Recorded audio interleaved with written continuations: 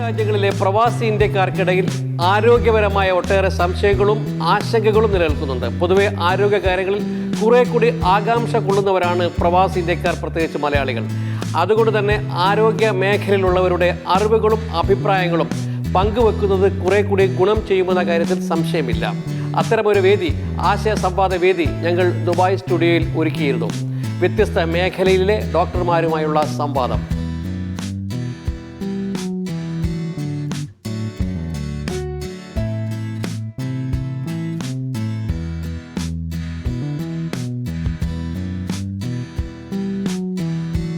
ഇവിടെയുള്ള ആളുകളുടെ ഒരു വലിയ പ്രശ്നങ്ങളായിട്ട് പലപ്പോഴും കണ്ടത് ഈ രണ്ടുപേർ ജോലിയുള്ള കാര്യത്തിൽ. അപ്പോൾ അവർ തമ്മിലൊരു ഈ സംശയം രോഗം കുറച്ച് കൂടുതലല്ലേ ഈ രണ്ടുപേർ ജോലി ഉണ്ടാകുമ്പോൾ സമയത്തിൻ്റെ ഒരു പ്രശ്നം വരുമ്പോൾ. കഴിഞ്ഞ മാസം, അതിന് മുമ്പത്തെ മാസം ഒരു മാധ്യമത്തിലൊരു ന്യൂസ് ആർട്ടിക്കിൾ ഉണ്ടായിരുന്നു. എക്സ്പാറ്റ്സിൻ്റെ ഇടയിൽ, അതായത് ഗൾഫിൽ പ്രവാസികളുടെ ഇടയിലും ഇന്ത്യൻസിൻ്റെ ഇടയിൽ അവർ പറഞ്ഞൊരു പ്രത്യേക ഒരു സെൻറ്റൻസാണ്, ഇന്ത്യൻ കുടുംബങ്ങളിൽ ഡിവോഴ്സ് റേറ്റുകൾ സാധാരണ കുറവാണ് കാണുന്നത്. പക്ഷേ ഇപ്പോഴത്തെ ട്രെൻഡ് അനുസരിച്ച് പ്രവാസി ഇന്ത്യൻ കുടുംബങ്ങളിൽ ഡിവോഴ്സ് റേറ്റ് കൂടുന്നു എന്ന് കൃത്യ ഒരു സ്റ്റേറ്റ്മെൻറ്റ് ഉണ്ടായിരുന്നു ആ മാധ്യമ പത്രത്തിൽ. പല റീസൺസ് ഉണ്ട്. സംശയരോഗമായിരിക്കാം, ഭർത്താവിൻ്റെ മദ്യപാനം മൂലമുള്ള സംശയങ്ങളാകാം, അല്ലെങ്കിൽ ജസ്റ്റ് മദ്യപാനം കൂടാണ്ടുള്ളത് സംശയരോഗങ്ങളുണ്ടാകാം. സ്ത്രീകൾക്കുള്ള അസംതൃപ്തി കൂടുതലല്ലേ ഇവിടെ ഫാമിലിയായിട്ട് ജീവിച്ചാൽ പോലും അവരുടെ ഈ ഇത്തരം കാര്യങ്ങൾ കാണുമ്പോൾ ഡോക്ടർ തോന്നിയിട്ടുണ്ട് അങ്ങനെ അസംതൃപ്തി കൂടുതലാണ്. അവർ ഒരുപാട് സ്ട്രെസ്ഡ് ആണ്, അതായത് മൾട്ടി ടാസ്കിങ് ആണ്. പല കാര്യങ്ങൾ അവർ ഒരുമിച്ച് കൊണ്ടുപോകുന്നു. ഇപ്പം നാട്ടിലും അത് തന്നെയാണ്. പക്ഷെ അവിടെ എന്നാലും എന്തെങ്കിലും ഒരു സപ്പോർട്ട് എവിടെന്നെങ്കിലുമൊക്കെ കിട്ടും. ഇപ്പോൾ ഇവിടെ ഒരു കുട്ടിക്ക് അസുഖമായെന്ന് പറഞ്ഞാൽ ആ അമ്മയ്ക്ക് എന്താ ചെയ്യേണ്ടതെന്ന് അറിയില്ല. കാരണം ജോലിക്ക് ചെന്നില്ലെങ്കിൽ അവിടെ പ്രശ്നമാണ്, കുട്ടീനെ സ്കൂളിൽ വിടാൻ പറ്റില്ല. അപ്പോൾ അവർ ലീവ് എടുത്ത് വീട്ടിലിരിക്കണം എന്നുള്ള അവസ്ഥയാണ്. കാരണം വീട്ടിൽ വേറൊരാളില്ല നോക്കാനായിട്ട്. വന്ധ്യതയ്ക്ക് ശാരീരികമായ വൈകല്യങ്ങൾ ഉണ്ടാവാം.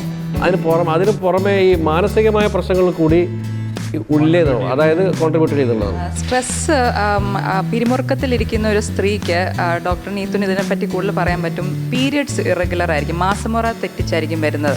സ്ട്രെസ് ഉള്ളപ്പോൾ ഒരുപക്ഷെ ചിലപ്പോൾ നേരത്തെ ആയിരിക്കും പീരിയഡ്സ് വരുന്നത്, അല്ലെങ്കിൽ താമസിച്ചായിരിക്കും. അപ്പം അവരുടെ റിപ്രൊഡക്റ്റീവ് സൈക്കിൾ തന്നെ, മാസമുറയും എല്ലാം മാറിക്കിടക്കുന്ന ഒരു അവസ്ഥയാണ് സ്ട്രെസ് എന്നുള്ള അവസ്ഥ. അപ്പം അതിൽ തന്നെ വന്ധ്യത വരാനൊരു സാധ്യതയുണ്ട്. ഡോക്ടർ നീത്ത് പറഞ്ഞ ഒരു 48 മണിക്കൂർ വളരെ ക്രൂഷ്യലായിട്ടുള്ളൊരു ടൈം പീരീഡാണ്. അത് മാസമുറ കൃത്യമായിട്ട് വന്നില്ലെങ്കിൽ, ആ സൈക്കിൾ വന്നില്ലെങ്കിൽ അതിൽ തന്നെ ഒരു താളം തെറ്റുമ്പോൾ തന്നെ വന്ധ്യതയ്ക്കൊരു വലിയൊരു ഫാക്ടറായി മാറുന്നു.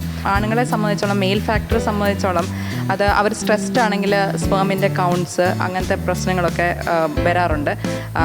പിന്നെ ഇപ്പോഴത്തെ ജീവിത രീതികൾ, വേഷങ്ങൾ, അതെല്ലാം വേറൊരു വലിയ ടോപ്പിക്കിനെ പറ്റി. ഡോക്ടർ ഇപ്പോൾ വരുന്ന പേഷ്യൻസിൽ എന്ത് ടൈപ്പ് പേഷ്യൻസാണ് വരാറ്? അതായത് ഇപ്പോൾ ഗൈനിക്കിനെ കാണുമ്പം ഇവിടുത്തെ അവർ അത്തരം പേഷ്യൻസ് കാണിക്കുന്ന ഉത്കണ്ഠ എന്താണ് കൂടുതൽ? ഗർഭധാരണം എന്ന് പറയുമ്പോൾ ഇവിടെ മെയിൻ പ്രശ്നം എന്താണെന്ന് വെച്ചാൽ ആദ്യത്തെ സമയത്ത് ഛർദി കൂടുതലാകുന്നത്. അപ്പം അമിതമായ ഛർദി, അത് തന്നെ ഡിപ്രഷൻ അത് വരും. അപ്പം വിഷാദം അങ്ങനത്തെ ഒക്കെ വരും. കാരണം അവർക്കത് സപ്പോർട്ട് ചെയ്യാൻ ആരുമില്ല. ഭക്ഷണം തന്നെ ഉണ്ടാക്കാൻ പറ്റുന്നില്ല, മണം പറ്റുന്നില്ല. ഹസ്ബൻഡ് രാവിലെ പോയി രാത്രി എപ്പോൾ വന്നാൽ കേരളത്തിലാണെങ്കിൽ സപ്പോർട്ട് ചെയ്യാൻ അമ്മമാരുണ്ട്, ഒരുപാട് ആൾക്കാരുണ്ട്. മക്കളെ ഇത് സാരമില്ല മക്കളെ എന്ന് പറഞ്ഞാൽ മതി. അപ്പം ഞാനിപ്പോൾ അവരോട് ആദ്യമേ പറയും, ഛർദി തുടങ്ങുന്നതിന് മുമ്പ്, ഇതൊക്കെ വരും, ഇത് നല്ലതാണ്, ഉണ്ടെങ്കിൽ നമുക്ക് കൊച്ചു കുഴപ്പമില്ല എന്നറിയാമല്ലോ, അങ്ങനെയൊക്കെ പറഞ്ഞാൽ അവർക്ക് കുഴപ്പമില്ല. കാരണം നാട്ടിലൊക്കെ എന്ന് വെച്ചാൽ ഗർഭിണികളെ എന്ത് സന്തോഷമായിട്ട് വെക്കുന്നത്, ആ റൂമിൽ ചിരിക്കുന്ന പടം അല്ലാതെ വെക്കരുത്, അങ്ങനെയൊക്കെ വരെ നമ്മൾ നോക്കാറുണ്ട്. ഇവിടെ അതില്ല. അപ്പോൾ അതിൻ്റെ ഒരു ഇതുണ്ടല്ലോ, പ്രയാസം. പ്രഗ്നൻസി തന്നെ സ്ട്രെസ്ഡ് ആണ്. അത് കഴിഞ്ഞ് ഇവിടെ പ്രസവം ശേഷമാണെങ്കിലും സ്ട്രെസ്ഡ് ആണ്. കുട്ടിയുടെ കാര്യം നോക്കണം, അന്നേരവും സപ്പോർട്ടില്ല. അപ്പോൾ നമുക്ക് ഇതിനെ കുറിച്ച് ചോദിക്കാം. ഈ സ്വയം ഡോക്ടറായിട്ട് വരുന്ന ആൾക്കാർ ഗൂഗിളിൽ സെർച്ച് ചെയ്തിട്ട് അതെങ്ങനെയാണ് ഡോക്ടറെ അഭിപ്രായത്തിൽ? അത് വളരെ വലിയൊരു ഇഷ്യൂ ആണ് ആക്ച്വലി.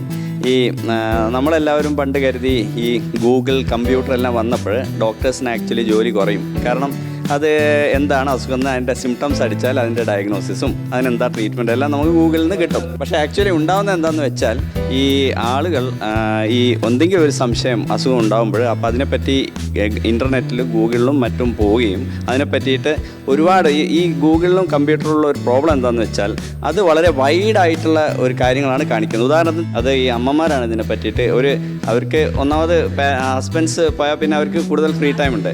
അപ്പോൾ അമ്മമാർ ഇതിനെപ്പറ്റി പറ്റിയിട്ട് ഗൂഗിളിൽ ടൈപ്പ് ചെയ്ത് നോക്കുകയും അപ്പോൾ കാണുന്ന ഡയഗ്നോസുകൾ ഭയങ്കര ഭീകരമായ രോഗങ്ങളുടെ ലിസ്റ്റ് കാണുകയും അപ്പോൾ പിറ്റേന്ന് തന്നെ വീണ്ടും ഇതേ കുട്ടിയെ കൊണ്ടുവരികയും ഈ കുട്ടി ഇതായിരിക്കുമോ ഡോക്ടർ ഈ സിംറ്റംസ് എല്ലാം ഈ കുട്ടിക്ക് ഉണ്ടല്ലോ എന്ന് പറയുകയും ചെയ്യുന്ന. അപ്പോൾ നമുക്ക് അവരെ പറഞ്ഞ് കൺവിൻസ് ചെയ്യാൻ ശരിക്കും പറഞ്ഞാൽ വളരെ ബുദ്ധിമുട്ടാണ്. അപ്പോൾ ഇനിയിപ്പോൾ അടുത്തൊരു വിഷയം എന്ന രീതിയിൽ പറയാൻ പോകുന്നത് വിഷാദരോഗം ഈ ഗൾഫ് രാജ്യങ്ങൾ വളരെ കൂടുതലാണ്. ആത്മഹത്യാ പ്രവണത കൂടുതലാണ്. അപ്പോൾ ഇത്തരം പ്രവണതയുള്ള ആളുകൾ ഡോക്ടേഴ്സിനടുത്ത് വരാറുണ്ടോ? അല്ലെങ്കിൽ ഇത്തരം പ്രവണതകൾക്കുള്ള പരിഹാരം? വിഷാദരോഗം വിഷാദമായിട്ടായിരിക്കണം എന്നില്ല വരിക. നേരത്തെ പറഞ്ഞ പോലെ ഒരു തലവേദനയായിട്ടോ അല്ലെങ്കിൽ ഉറക്കമില്ലായ്മ അങ്ങനത്തെ വേറൊരു പ്രശ്നമായിട്ടായിരിക്കും നമ്മളെ അഭിമുഖീകരിക്കുക. ആ സമയത്ത് ആ ഒരു ഫിസിക്കൽ പ്രശ്നത്തിനായിട്ട് നമ്മളോട് വരുന്ന വ്യക്തിയുമായിട്ടുള്ള സംഭാഷണത്തിനിടയിലാണ് ഇതെല്ലാം കടന്നു വരിക. ഞാൻ അത്രയധികം ബുദ്ധിമുട്ടുണ്ട്, എനിക്ക് ഉറക്കമില്ലാത്തതിൻ്റെ കാരണം എന്താണ്? പലരും എൻ്റെ അടുത്തൊന്ന് പറയാറുണ്ട്, ഇങ്ങനെ വന്നിരുന്നിട്ട് കുറച്ച് നേരം കഴിയുമ്പോഴാണ് പറയുക എൻ്റെ ജോലി പോയിട്ടുണ്ട്. അപ്പോൾ അവർക്ക് ഒരു അനിശ്ചിതത്വം എൻ്റെ മുന്നിലുണ്ട്. അയാൾ കുട്ടിയുടെ പഠിക്കുകയാണ്, അയാൾ ഏർണിംഗ് മെമ്പറാണ്, വൈഫ് ജോലിയില്ലാത്ത ആൾ, അയാളാണ് സ്പോൺസർ. ബട്ട് സഡൻലി ഉണ്ടാകുന്ന ഈ പ്രശ്നങ്ങളെല്ലാം പല രീതിയിലായിരിക്കും അയാൾ കാണുക. ബ്ലഡ് പ്രഷർ ഷൂട്ടപ്പ് ചെയ്തിട്ട് വരിക. നാച്ചുറൽ അയാളുടെ ഇമോഷണൽ ഫാക്ടറുകൾ എന്തായാലും അയാളുടെ ബ്ലഡ് പ്രഷറിനെ അഫക്റ്റ് ചെയ്യും. അതുപോലെ അസുഖങ്ങൾക്കുള്ള ടെൻഡൻസി, ഇൻഫെക്ഷൻസ് എല്ലാം കൂടുതലായിട്ട് ഇപ്പോൾ സ്ട്രെസ്ഫുൾ സിറ്റുവേഷനിൽ ഇൻഫെക്ഷനുകളും കൂടുതലായിട്ട് കാണുന്നുണ്ട്. എക്സ്പ്ലനേഷൻ കൊടുക്കാൻ വയ്യ, പക്ഷേ അതെല്ലാം കാണുന്നുണ്ട്. അപ്പോൾ ഇതെല്ലാം വിഷാദരോഗം, എനിക്ക് വിഷാദമുണ്ടെന്ന് പറഞ്ഞിട്ട് ആരും വരാറില്ല എന്നുള്ളതാണ് സത്യം. പക്ഷേ അതിൽ നിന്ന് നമുക്ക് മനസ്സിലാക്കുന്നതാണ്, ഉൾക്കൊള്ളാൻ പറ്റുന്നതാണ് ഇയാൾക്ക് വിഷാദമാണ് ബേസിക് കാരണമെന്ന്, ഉറക്കമില്ലായ്മയെന്നും ഇപ്പം നേരത്തെ പറഞ്ഞാൽ മറ്റുള്ള മാനസിക പിരിമുറുക്കത്തെ സിംറ്റംസ് ആയ തലവേദന, വയറിലെ ബുദ്ധിമുട്ടുകൾ, അങ്ങനെ പലതായിട്ട് കാണാറുണ്ട്. അപ്പോൾ ഏതായാലും നമ്മൾ ഇത്രയും നല്ലൊരു സംഭാഷണം, ഓരോ സംവേദനം ആണ് നടന്നത്. ഇതിൽ വളരെ പ്രഗത്ഭരായ 4 ഡോക്ടേഴ്സ് എന്ന് പറഞ്ഞാൽ സോഷ്യോളജി, സാമൂഹ്യപരമായി രോഗികളെ ചികിത്സിക്കുന്ന തെളിവാണ് ഇപ്പോൾ പീഡിയാട്രിഷ്യനും ഫിസിഷ്യനും ഗൈനക്കോളജിസ്റ്റും എല്ലാം പറഞ്ഞത്. പിന്നെ സൈക്കാട്രിസ്റ്റ് ജോലി അതാണ്. ഇതിനൊക്കെ അടിസ്ഥാനമായ മനസ്സിനെക്കുറിച്ച് കൂടുതൽ പറഞ്ഞു.